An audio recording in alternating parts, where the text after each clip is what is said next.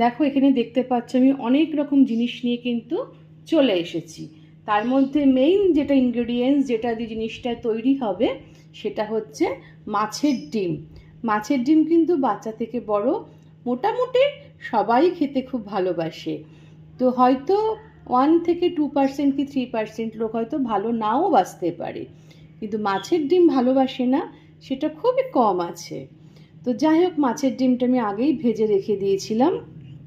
আর এখানে হচ্ছে তোমার পেঁয়াজ কুচিয়ে রেখেছি, এটা হচ্ছে আমার পোস্ত। আর যে যেরকম ঝাল খাবে সেই অনুপাতে লঙ্কা নেবে। এটা হচ্ছে একটু কাজু বাদাম নিয়েছি। ফোড়নে দেবো হচ্ছে শুকনো লঙ্কা আর কালো জিরে। আর এই রসুনটা কিভাবে ইউজ করব সেটা তোমাদের জানতে হলে পুরো ভিডিওটা কিন্তু দেখতে হবে। পুরো ভিডিওটা দেখলে তাহলে কিন্তু বুঝতে পারবে যে রসুনটা আমি কিভাবে ইউজ করব। আর এখানে থাকছে, এটা কিন্তু অপশনাল, আলু। এটা আলুটাকে আমি ঠিক এইভাবে কেটে নিয়েছি। তোমাদের এটা অপশনাল, তোমরা দিতেও পারো, তোমরা নাও দিতে পারো। আর রান্নাটা হবে পুরোপুরি সর্ষের তেলে। যদি কারো শরীরের জন্য মনে হয় যে তারা সাদা তেল খায় বা হোয়াইট অয়েল খায়, তো তারা সেটা খেতে পারে, তাতে কোনো অসুবিধা নেই। তো আমি বানাবো পুরোপুরি আমাদের বাংলার সর্ষের তেল দিয়ে রান্না। তো যাই হোক, তাহলে চলো কীভাবে প্রিপারেশনটা করছি তোমাদের সামনে। ও বাই দা বাই, আর একটা কথা, তোমাদেরকে একটা আমার রিকোয়েস্ট, তোমরা একটু প্লিজ আমাকে জানিও যে কেমন হচ্ছে, বা কোনো যদি সাজেশান থাকে একটু প্লিজ কমেন্ট করে জানাও। নইলে তো আমি বুঝতে পারবো না, বলো, যে কি করতে হবে না করতে হবে, কোনো কিছু মানে মডিফাই করা বা কোনো আরও ভালো করা, সেগুলো তো আমি বুঝতে পারি না। তো যাই হোক, আমাকে সেটা কিন্তু তোমরা জানিও। আর তোমাদের ভালোবাসা থাকলে তবেই কিন্তু আমি এগোতে পারবো, নইলে কিন্তু আমার পথ চলা কিন্তু অমসৃণ হয়ে যাবে। ঠিক আছে? তাহলে আমি চাই তোমরা আমার পথটা মসৃণ করে তোলো। তো এটাই আশা রেখে তোমাদের কাছে আজকের রান্নাটা আমি দেখাচ্ছি। চলো তাহলে। দেখো প্রথমে কি করবে, পোস্ত যে জিনিসটা, এই পোস্তটা কিন্তু তুমি যদি ডিরেক্ট জল দিয়ে বাটো তাহলে কিন্তু মানে ভালোভাবে বাটাটা হয় না।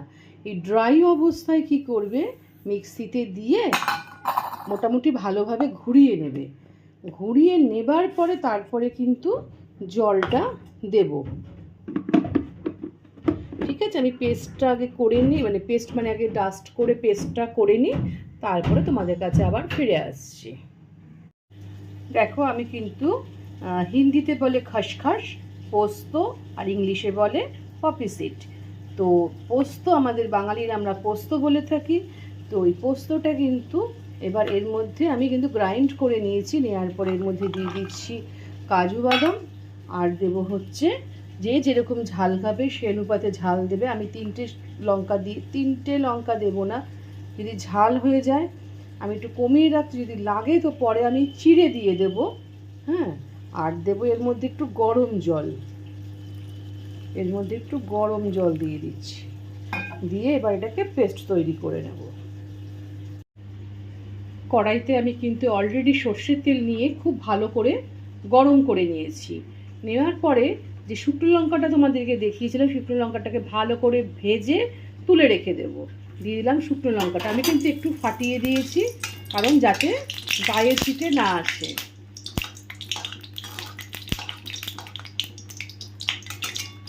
তেলটা সুন্দর করে গরম না হলে কিন্তু লঙ্কা কখনো এরকম কালারটা আসবে না বা ভালো করে ভাজা হবে না, বুঝেছো তো? তো আমি সুন্দর করে লঙ্কাটাকে দেখো আই পড়ে গেল। যাই হোক,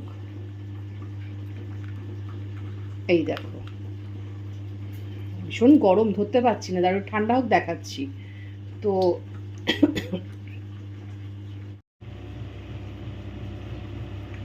আর এইবার তুলেছি, এই দেখো দেখতে পাচ্ছ পুরো সুন্দর কালো রং হয়ে মচমচে হয়ে গেছে।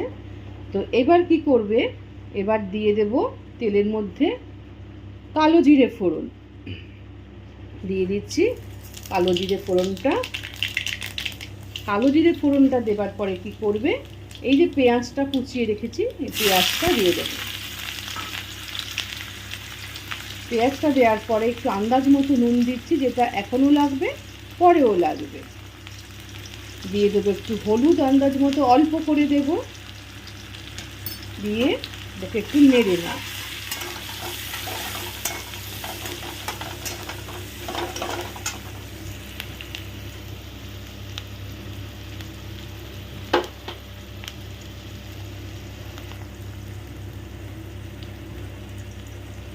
আর এবার দিচ্ছি হচ্ছে আলুটা যে কেটে রেখেছি, এই আলুটা দেব।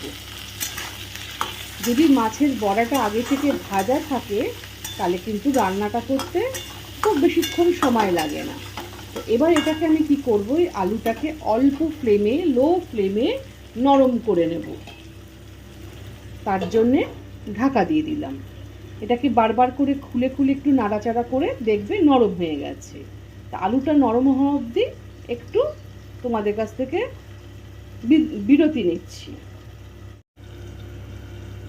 এবার একটু ঢাকনাটা খুলে কি করব বলো তো, একটু চিনি দিয়ে দেবো। দিয়ে দিলাম অল্প একটু চিনি, দিয়ে আবার একটু নেড়ে দিই। আর তোমাদের আর একটা মজার জিনিস, হাসির জিনিস দেখাচ্ছি। হাসি বললে ভুল হবে, কারণ আমার এটা দেখলে অনেকেই হাসে।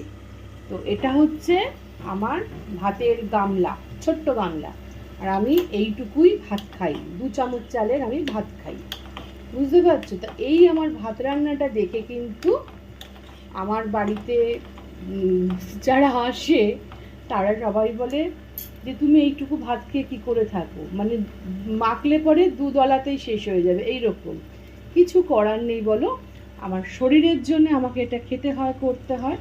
তো সেই জন্যেই অতটুকুই ভাত খাই, ঠিক আছে? তাই এটা চাপা দিয়ে দিয়েছি, আবার দিয়ে আবার হতে থাকুক। ঠিক এই মতো অবস্থায় যখন আলুটা আমার প্রায় হয়ে আসবে সেদ্ধ, তো তখন কি করবে, এই যে বললাম না রসুনের ব্যবহারটা দেখতে হলে তোমরা কিন্তু ভিডিওটা দেখো। আমি জুলিয়ান করে কেটে নিয়েছি রসুনটাকে, নিয়ে জাস্ট দেবে, ভাজবে না বেশিক্ষণ। কারণ হচ্ছে এটাই রান্নাটার মানে টেকনিক। তো জাস্ট একটু নাড়াচাড়া করব, জাস্ট অল্প একটু নাড়া দিয়েই আমি এই পোস্ত বাটার, বাদাম বাটাটা দিয়ে দিচ্ছি।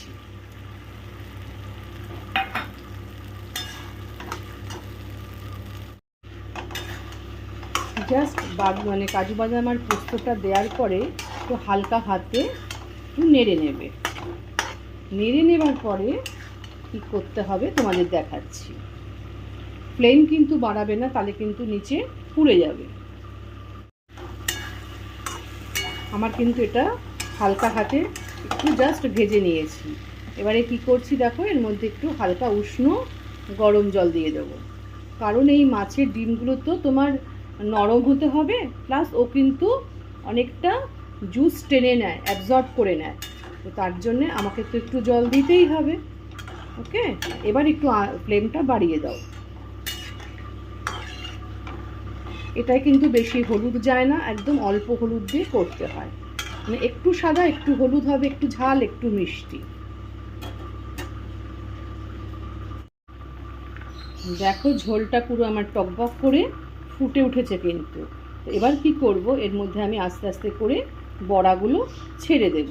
আর যখন ঝোলটা ফুটে উঠবে তখন কিন্তু তোমরা একটু চেক করে নেবে যে ঝাল, মিষ্টি, নুন সব ঠিক আছে কি না। ভাগ্যিস আমি একটা লঙ্কা কমিয়ে দিয়েছিলাম, এই লঙ্কাগুলো প্রচণ্ড ঝাল, আমি দেখলাম বেশ ভালোই ঝাল হয়ে গেছে। তো ভালোই হয়েছে। তার জন্য সবসময় এই জন্যই তোমাদেরকে বলি যে নুন বলো আর ঝাল বলো প্রথমেই বেশি বেশি করে দেবে না, পরে কিন্তু ঝালও দেয়া যায়, নুনও দেয়া যায় লাস্টের দিকে। অতএব কিনা চেষ্টা করবে সব সময় যে কম দিতে, ঠিক আছে, প্রথমের দিকে। এটা ফুটতে থাকুক, তারপরে আবার তোমাদেরকে দেখাচ্ছি কি করছি। আর এইবার তুলেছি, এই দেখো, দেখতে পাচ্ছ পুরো সুন্দর কালো রং হয়ে মচমচে হয়ে গেছে। তো এবার কি করবে, এবার দিয়ে দেব তেলের মধ্যে কালো জিরে ফোড়ন দিয়ে দিচ্ছি। কালো জিরে ফোড়নটা দেবার পরে কি করবে, এই যে পেঁয়াজটা কুচিয়ে রেখেছি এই পেঁয়াজটা দিয়ে দেব।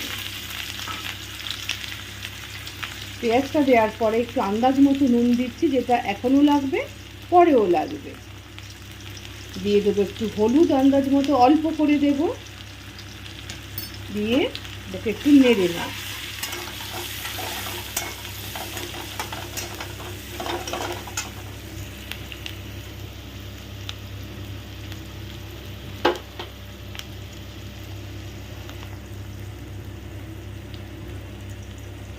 আর এবার দিচ্ছি হচ্ছে আলুটা যে কেটে রেখেছি, এই আলুটা দেব। যদি মাছের বড়াটা আগে থেকে ভাজা থাকে তাহলে কিন্তু রান্নাটা করতে খুব বেশিক্ষণ সময় লাগে না। তো এবার এটাকে আমি কি করব, এই আলুটাকে অল্প ফ্লেমে, লো ফ্লেমে নরম করে নেব। তার জন্যে ঢাকা দিয়ে দিলাম। এটাকে বারবার করে খুলে খুলে একটু নাড়াচাড়া করে দেখবে নরম হয়ে গেছে। তা আলুটা নরম হওয়া অবধি একটু তোমাদের কাছ থেকে বিরতি নিচ্ছি। এবার একটু ঢাকনাটা খুলে কি করব বলো তো, একটু চিনি দিয়ে দেবো। দিয়ে দিলাম অল্প একটু চিনি, দিয়ে আবার একটু নেড়ে দিই। আর তোমাদের আর একটা মজার জিনিস, হাসির জিনিস দেখাচ্ছি। হাসি বললে ভুল হবে, কারণ আমার এটা দেখলে অনেকেই হাসে। তো এটা হচ্ছে আমার ভাতের গামলা, ছোট্ট গামলা, আর আমি এইটুকুই ভাত খাই, 2 চামচ চালের আমি ভাত খাই, বুঝতে পারছো? তা এই আমার ভাত রান্নাটা দেখে কিন্তু আমার বাড়িতে যারা আসে তারা সবাই বলে যে তুমি এইটুকু ভাত খেয়ে কী করে থাকো, মানে মাখলে পরে 2 দলাতেই শেষ হয়ে যাবে, এইরকম। কিছু করার নেই বলো, আমার শরীরের জন্য আমাকে এটা খেতে হয়, করতে হয়, তো সেই জন্যেই অতটুকুই ভাত খাই। ঠিক আছে, তাই এটা চাপা দিয়ে দিয়েছি, আবার দিয়ে আবার হতে থাকুক। ঠিক এই মতো অবস্থায় যখন আলুটা আমার প্রায় হয়ে আসবে সেদ্ধ, তো তখন কি করবে, এই যে বললাম না রসুনের ব্যবহারটা দেখতে হলে তোমরা কিন্তু ভিডিওটা দেখো। আমি জুলিয়ান করে কেটে নিয়েছি রসুনটাকে, নিয়ে জাস্ট দেবে, ভাজবে না বেশিক্ষণ। কারণ হচ্ছে এটাই রান্নাটার মানে টেকনিক। তো জাস্ট একটু নাড়াচাড়া করব, জাস্ট অল্প একটু নাড়া দিয়েই আমি এই পোস্ত বাটার, বাদাম বাটাটা দিয়ে দিচ্ছি।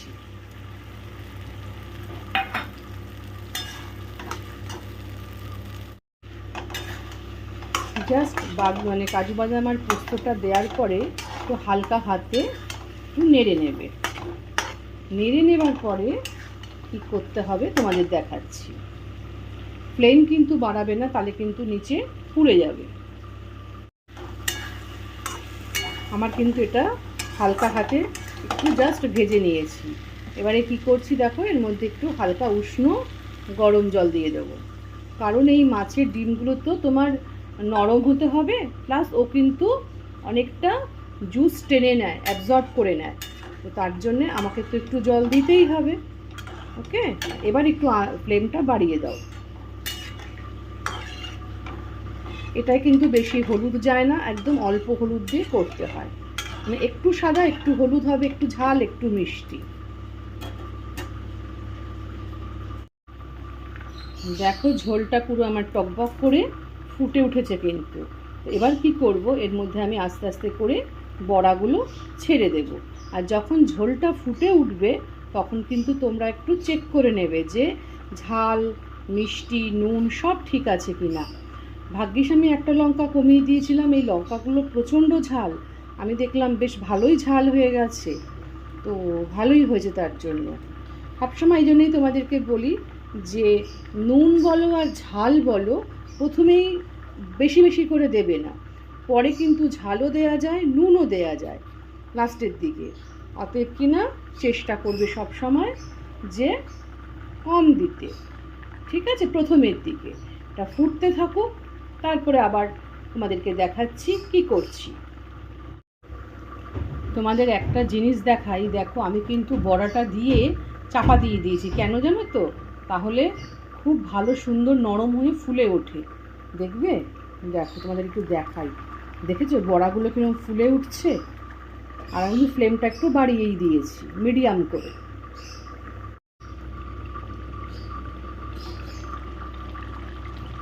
আমার কিন্তু ফুল কমপ্লিট।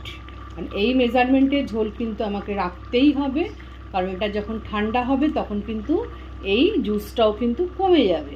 তো সেই জন্য আমি গ্যাস অফ করে দিলাম, দিয়ে একদম রেডি টু প্রিপেয়ার আমার কি, এটা কি বলো তো, নামটা বলছি, দাঁড়াও এক সেকেন্ড, আমি একটু গার্নিশ করে নিই। দেখো আমার কিন্তু ফুল মাছের ডিম দিয়ে প্রিপারেশনটা রেডি। এই প্রিপারেশনটা কী বলো তো, এটা হচ্ছে মাছের ডিমের মহারানি। তো মহারানীকে তো মহারানীর মতো মর্যাদা দিয়ে রান্না করতে হবে, নইলে তো মুশকিল। কারণ মহারাজা মহারানীদের একটু যদি তুমি স্পেশাল করে না করো তাহলে তো সেটার মর্যাদা থাকবে না। তো সেই জন্যেই কিন্তু মর্যাদা দিয়েই রান্না করা হয়েছে। তো তোমাদের কেমন লাগলো বলো? মাছের ডিমের মহারানী, তোমরা তো মাছের ডিমের বিভিন্ন রকম জিনিস খেয়ে থাকো, এইটা কি তোমরা খেয়েছো? যদি খেয়ে থাকো তাহলেও কমেন্ট করবে, না খেলেও কমেন্ট করবে। আর ভালো লেগে থাকলে অবশ্যই তো কমেন্ট আমার প্রাপ্য। আর পাশে থাকা বেল আইকনটা আমার নতুন বন্ধুদের জন্যে সবসময়ই আমি বলছি তোমরা একটু প্রেস করে দিও। আর প্রচুর প্রচুর শেয়ার করো তোমার তাহলে বন্ধুরা বা আত্মীয় অনাত্মীয় যেই হোক না কেন, তাহলে তারাও দেখতে পারবে, তারাও শিখতে পারবে। তাহলে তোমরা ভালো থেকো, সুস্থ থেকো, সাবধানে থেকো। আবার একটা নতুন সকালে নতুন কিছু নিয়ে তোমাদের কাছে হাজির হব। তাহলে আজকে তোমাদের থেকে বিদায় নিচ্ছি। তোমরা কি সাবধানে থেকো, ঠিক আছে? তাহলে টাটা।